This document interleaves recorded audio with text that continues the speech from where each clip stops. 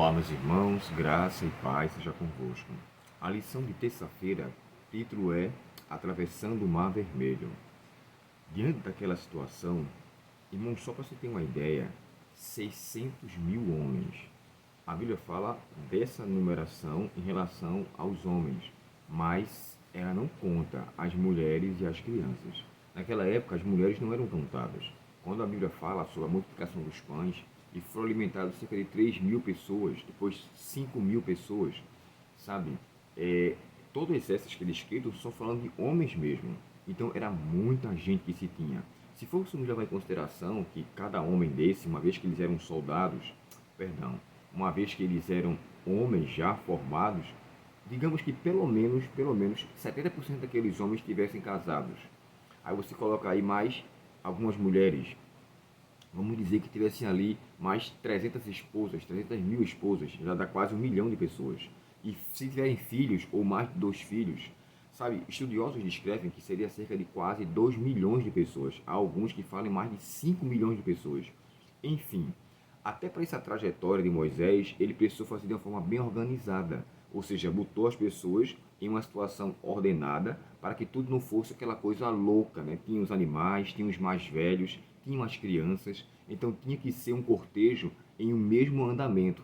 Uma coisa que me chamou a atenção, quando eu observei 600 mil homens, só para vocês terem uma ideia, o maior estádio de futebol do mundo hoje se encontra na Coreia do Sul, chamado, até coloquei o nome dele aqui, Hungrado 1º de Maio, na América do Norte, perdão, na China, que ele se encontra na Coreia do Norte. E esse estádio, ele cabe 114 mil pessoas. Quando o Maracanã foi inaugurado, ele cabia 150 mil pessoas. Hoje ele cabe menos de 95 mil. Porém, se você nos fazer o seguinte, se ele cabia 150 mil pessoas, você multiplica isso por 4. Aí você vê 4 estádios de futebol lotado, cada um com 150 mil pessoas, o quão grande ele era, para juntar e dar os 600 mil. Para ser aquele número, era muita gente, mas era muita gente. E o povo então foi.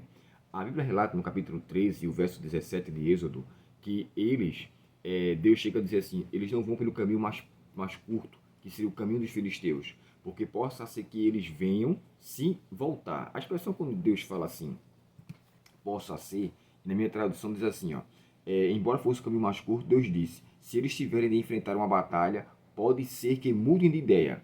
A expressão pode ser, claro que Deus sabia se eles iam mudar de ideia ou não. Na verdade, o texto quer dizer, se eles forem, eles vão se encontrar em uma batalha e vão querer voltar para o Egito.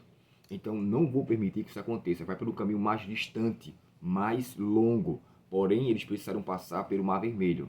E agora, quando eles ficam de frente do Mar Vermelho, na verdade não era um mar, era um rio, né? Diante daquele grande mar, diante daquele grande lago, daquele grande rio, quando ele está ali de frente dele, o que acontece? O povo de Faraó vem atrás. Interessante que tem um comentário que fala assim, Faraó se arrependeu de ter se arrependido. Ou seja, ele tinha até então tomado consciência de tudo que ele tinha feito, que perdeu tudo e agora voltou atrás. Então ele vai adiante dele. Só que é interessante, irmãos, que diante do trajeto do povo de Israel, ele guiava o povo na coluna de fogo para iluminar, lembrando que isso foi alta madrugada. Isso já era depois de meia-noite, não faço ao certo ideia, mas era por volta de 1 da madrugada, talvez, 1 e pouca da madrugada, porque eles andaram bem devagarzinho até chegar lá. E diante disso, os exércitos vêm atrás. Porém, quando eles vêm atrás, uma coisa que me chama a atenção é o verso para memorizar, que é o que é dito aqui.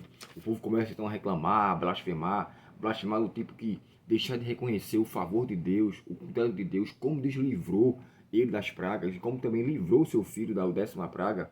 Aqui, no verso para memorizar, diz assim, ó, Moisés, porém, respondeu ao povo, não tenha medo. Eu até falei para vocês aqui que esses são os imperativos de Deus, né? Não tenha medo, fiquem firmes, vejam o livramento de Deus, o Senhor lutará por vocês, fiquem calmos. Era o que Deus tinha dito para que Moisés falasse, para que ele levasse o povo, então, naquela condição. E, maravilhosamente, diante daquilo, eles acabam, o mar se abre e eles não começam a passar. Amanhã vamos falar sobre avançando pela fé.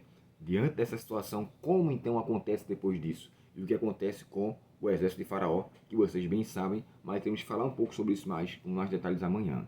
Então, diante disso, quando a situação vier, quando o problema acontecer, manter-se firme e pedir a Deus força é o ideal nosso para com que possamos então realizar demonstração de fé, confiança em Deus, coisa que os israelitas fraquejaram ali. Moisés incentivou-os para que eles mantivessem-se firmes.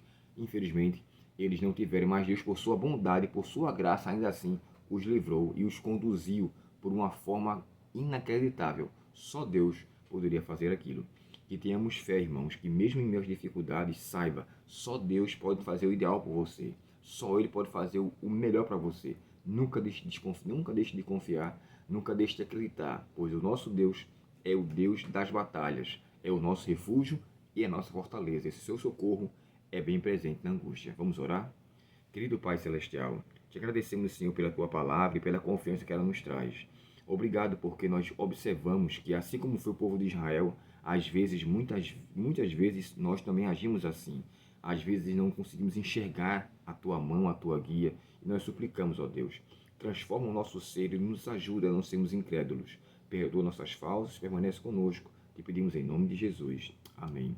Deus te abençoe e até o próximo estudo, se Deus quiser. Até logo.